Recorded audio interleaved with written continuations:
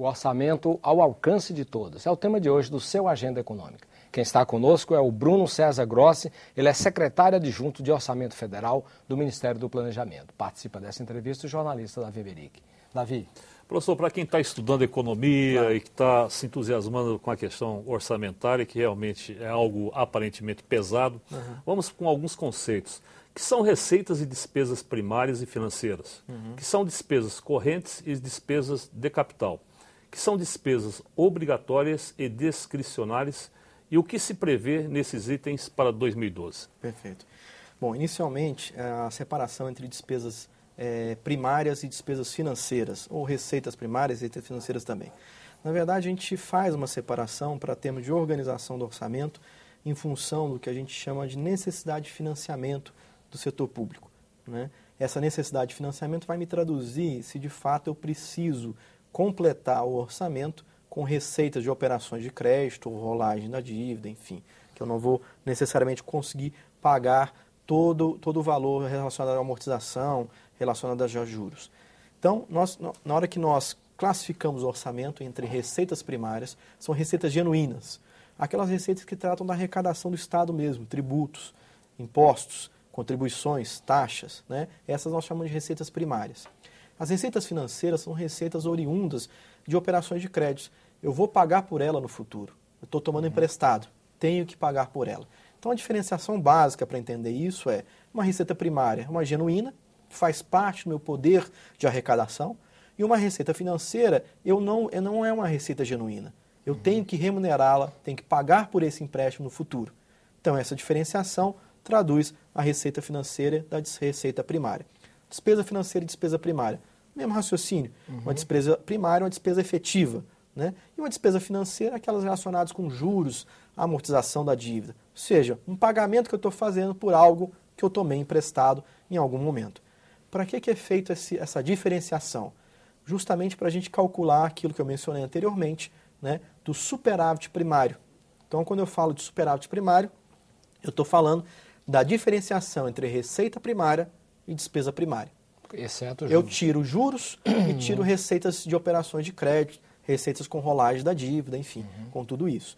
Então eu calculo o superávit primário apenas com aquilo que é receita efetiva e despesa efetiva, receita genuína e despesa genuína, né? Então, correntes de capital é a mesma... Aí corrente de capital, na verdade, é uma separação, uma característica talvez mais contábil, orçamentária, do que necessariamente um conceito econômico. E que talvez esse seja a principal confusão que a gente observa muito, né? E para que haja uma crítica muito grande entre despesa de custeio é ruim, despesa de investimento é boa, né? Isso, se você levar em consideração a característica social, talvez seja assim. Mas para efeito do orçamento, da organização como o orçamento é feito, despesas correntes são aquelas relacionadas com pagamento de pessoal, com pagamento de juros da dívida, e pagamentos de outras despesas de custeio. Por exemplo, água, luz, telefone, uma despesa necessária ao funcionamento do Estado, né? Despesas de capital, né? Nós temos os investimentos, que é a construção de uma estrada, a construção de uma escola, a aquisição de uma ambulância, né? Temos as inversões financeiras, a aquisição de um prédio, por exemplo, a inversão financeira, e a própria amortização da dívida. E obrigatório e discricionário? Obrigatória e discricionária, aí dentro das despesas primárias, que eu mencionei anteriormente, nós temos três diferenciações. A primeira, que é a despesa primária discricionária, a segunda, a despesa primária obrigatória, e recentemente foi criado o PAC, Programa de Aceleração do Crescimento, que é uma despesa primária, mas classificada distintamente das outras despesas. Despesa primária, despesa obrigatória da discricionária, na verdade, o próprio nome já diz, eu tenho uma obrigação de gastar aquela despesa. Por exemplo, a educação, né? Que tem um mínimo para garantir para a educação, para a saúde, pagamento de pessoal, pagamento de folha, de professor, de médico, isso é uma despesa obrigatória, né? Pagamento do salário dos servidores públicos é uma despesa obrigatória, eu não tenho como deixar de pagar. Isso tem relação com o que a gente disse logo, alguns momentos atrás, com aquela questão da rigidez do orçamento. Essas são despesas que eu não tenho como abrir mão. Então, benefícios previdenciários, pagamento do abono salarial, seguro-desemprego, são despesas obrigatórias. Mas o pagamento com água, luz, telefone, diárias, compra de papel, né, compra de suprimentos, combustíveis, isso é despesa discricionária.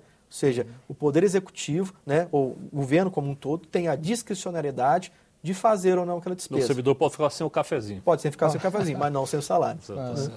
Essa é basicamente a diferenciação entre elas. Sim, desses conceitos todos que nós vimos, eu queria que o senhor avançasse um pouquinho mais, quer dizer, no Brasil, na questão do orçamento de 2012, o que é despesa obrigatória e o que é discricionária dentro do orçamento, quer dizer, o que é que nós temos de fato para o gestor manipular e ele se mexer e o que é que ele não pode de fato se mexer. Pronto, isso no orçamento como um todo, como eu disse anteriormente, isso chega a 89%, nós estamos falando de despesas que eu não tenho como abrir mão.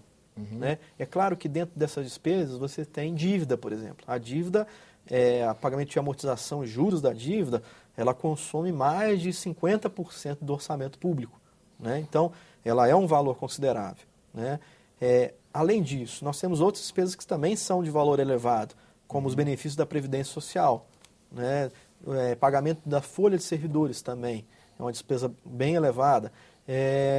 A bônus e seguro-desemprego também, os benefícios da assistência social, lei orgânica da assistência social, renda mensal vitalícia, enfim, despesas dessa ordem que são garantidas em lei. Né? Você tem um fundamento legal que obriga o Estado a fazer aquela despesa. Né? E em contraponto, ele tem uma despesa discricionária, que corresponde aí no orçamento como um todo perto de 10% a 12%, mais ou menos. Tá certo? E que, então é sobre isso que o Congresso pode mexer? Sobre essa despesa que o Congresso pode 10%. falar, mais ou menos isso. Então, assim, há uma discussão até intensa sobre essa questão do orçamento ser impositivo ou não ser. Né? Então, na verdade, quando a gente está falando de orçamento impositivo, nós estamos discutindo essencialmente sobre uma parcela de 10% a 12%, que é transformar isso numa coisa também obrigatória, ou seja, de execução obrigatória, que é a tese do orçamento impositivo. Professor, como são feitas as previsões de receita e de despesa e as previsões de itens importantes no conjunto orçamentário, tais como inflação estimada em 4,8% para 2012, em relação a 2011, né? PIB de 4,54 trilhões de reais, aumento de 5% em relação a 2011, e a taxa de câmbio média de R$ 1,64 barra dólar. Como é que isso é feito? Como que isso é colocado? Na verdade, a Secretaria de Orçamento Federal, entendendo como ela sendo uma unidade do órgão central de planejamento e orçamento, ela agrega, ela constrói esse orçamento, porém ela não faz sozinha. Ela conta com a participação de vários outros atores nesse processo de organização do orçamento. Um desses atores é a Secretaria de Política Econômica do Ministério da Fazenda, que tem, por atribuição, justamente fazer esses estudos sobre os parâmetros, sobre as variáveis macroeconômicas que serão utilizados no orçamento. Então, nós, ao fazermos o orçamento, nós nos utilizamos de uma grade, que a gente chama de grade de parâmetros, que foi organizada em julho. Então, julho passado, nós fizemos uma grade de parâmetros que foi, então, organizado o orçamento. Mas aí pergunta, mas por que vocês não podem alterar essa grade, haja vista a nova decisão do Copom, de ter reduzido a taxa de juros, a crise internacional? Porque, na verdade, a feitura da peça orçamentária é um trabalho árduo, um trabalho gigantesco. Então, nós não podemos ter alterações sucessivas nesses parâmetros e adequando essas despesas, porque qualquer alteração gera um recálculo de todas as receitas, todas as despesas que nós temos, e como eu mencionei aos senhores, nós temos algumas despesas que são fixas, que têm que ser gastas daquela maneira. Então, não é possível a cada momento, a cada alteração, a cada oscilação do mercado, eu recalcular o orçamento. O Congresso pode mudar esses parâmetros? Pode. O Congresso pode mudar. Inclusive a estimativa de receita? Sim. Porque, na verdade, até novembro, o Poder Executivo tem que encaminhar ao Congresso Nacional uma nova tábua de parâmetros, uma nova grade de parâmetros macroeconômicos, da nova projeção de PIB, de inflação, de câmbio, né, de taxa de juros, e o que o Congresso pode se utilizar dessa nova grade de parâmetros para, então, reestimar a receita, né, rever aquilo que foi colocado no orçamento pelo Poder Executivo e, assim, fazer as suas alterações necessárias. Em pleno 2012, foi aprovado o orçamento, tal, vários parâmetros desses mudaram. É possível também fazer ajustes durante o ano de 2012? Com certeza. É o que nós chamamos de alterações orçamentárias. Né? Aprovada a lei orçamentária e verificada a insuficiência de dotação, a insuficiência de recurso, né, para uma determinada programação do orçamento, né, ou que ela foi feita de forma equivocada, né, eu posso, então, alterar o orçamento durante o ano. né? E aí, em função daquilo que a gente disse, do orçamento ser muito detalhado, às vezes essa alteração exigirá o encaminhamento de um outro projeto de lei ao Congresso Nacional para modificar alguma despesa. Algumas delas podem ser feitas por decreto presidencial, né? Outras até por portaria da Secretaria de Orçamento Federal. Mas, em alguns casos, se isso superar um determinado patamar de alteração, de variação daquilo que foi aprovado na lei orçamentária, vai ensejar o encaminhamento de um projeto de lei ao Congresso Nacional para fazer essa alteração. Então, Bruno, queria entrar um pouquinho nos valores. O orçamento de 2012 propõe receitas e despesas de aproximadamente 2,22 trilhões de reais. Perfeito. Assim divididos, 1,53 trilhão para o orçamento fiscal, 588,7 bilhões para o orçamento da Seguridade Social e 106,8 bilhões para o orçamento de investimentos das empresas estatais. Quer dizer, com relação à execução deste ano, houve um crescimento de 8,6%, portanto, acima da inflação. Como é que o senhor analisa essa trajetória orçamentária nos últimos anos? Bom, aqui me permita só, acho que explicar, é importante, a conceituação dessa separação entre orçamento fiscal, da Seguridade Social e orçamento de investimento. O orçamento de investimento, como eu já havia mencionado, ele está tratando aqui das empresas estatais independentes. Então é isso que a gente está tratando nessa linha que totaliza 106,8 bilhões de reais. O orçamento da Seguridade Social, né, conforme disciplina a Constituição, ela trata de 3 áreas essenciais: saúde, previdência e assistência social. Então essas 3 áreas são entendidas como Seguridade Social. Tudo aquilo que não é uma empresa estatal independente, não é saúde, não é assistência social e não é previdência social, é tratado então como orçamento fiscal. Então a maior parte, de fato, é orçamento fiscal. Os ministérios, em grande medida, são orçamento da área fiscal. A educação, por exemplo, que é uma grande área, é tratada dentro do orçamento fiscal, dada essa separação que a própria Constituição já menciona dessa maneira. Então, na verdade, essa trajetória, ela traz alguns aspectos aí bem interessantes, porque na medida que você tem uma atenção gradativa, isso vem crescendo ao longo dos anos, com o aumento do Bolsa Família, com a formação de agendas sociais, né, seja no governo Lula, agora com a presidenta Dilma, com a agenda social, com o Plano Brasil Sem Miséria, né, isso traz elevações de despesas, elevações de gastos na área da Seguridade Social. Então, só para ter uma ideia, nós saímos de um orçamento em 2011, o PELO 2011, né, o projeto de lei de orçamento 2011, de 512 bilhões nessa área da Seguridade Social, para, como você mencionou, 588 bilhões nessa área. Né? Então, um crescimento aí que reflete essa preocupação da área social. O orçamento fiscal, por sua vez, ele traz alguns aspectos interessantes, porque ele concentra, de alguma maneira, os principais investimentos na área de infraestrutura, transportes, por exemplo. Então, ele agrega alguns dados, algum crescimento, basicamente em virtude dessa maturação dos investimentos. É claro que a gente tem que observar que nós estamos num momento especial de transição.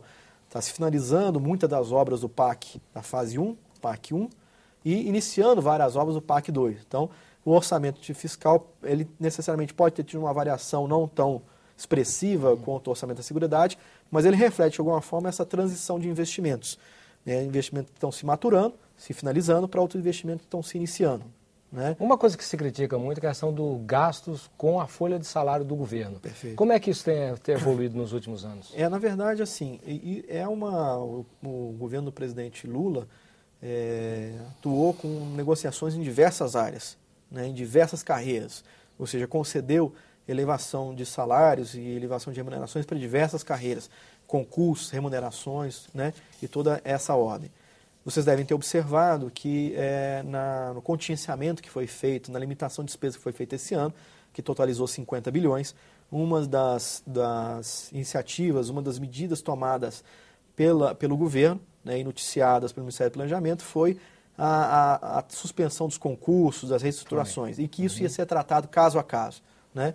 Então, o orçamento de 2012, ele de alguma forma reflete essa tendência, na medida que o governo entendeu que as grandes negociações acerca dos salários dos servidores já haviam sido construídas ao longo dos 8 anos do governo do presidente Lula. E que agora é um momento de consolidação dessas carreiras, né, e que não teriam grandes crescimentos ou grandes aumentos nesse momento.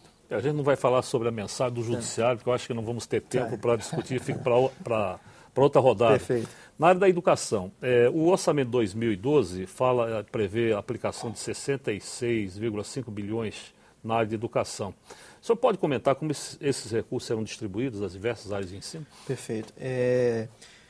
Desde 2007, o governo vem tendo um crescimento gradativo na área de educação, com o lançamento do Plano de Desenvolvimento da Educação, que se chama PDE.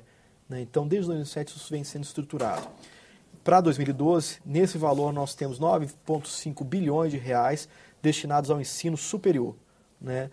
Para a educação básica, são 6,7 bilhões de reais. Dentro desse valor, gostaria de chamar a atenção para duas situações específicas, que é o dinheiro direto na escola, né? Garantindo às escolas a aquisição de livros, de uma série de instrumentos para a realização dos ensinos, que vão contar com 1,9 bilhão. A questão do transporte escolar, para aquisição e manutenção dos veículos de transporte escolar, que aí se dedica a 1,2 bilhões de reais. E também para a alimentação escolar, que é um outro ponto interessante, que é a garantia da nutrição adequada aos estudantes, que vão ser alocados, estão previstos para 2012, 3,4 bilhões de reais.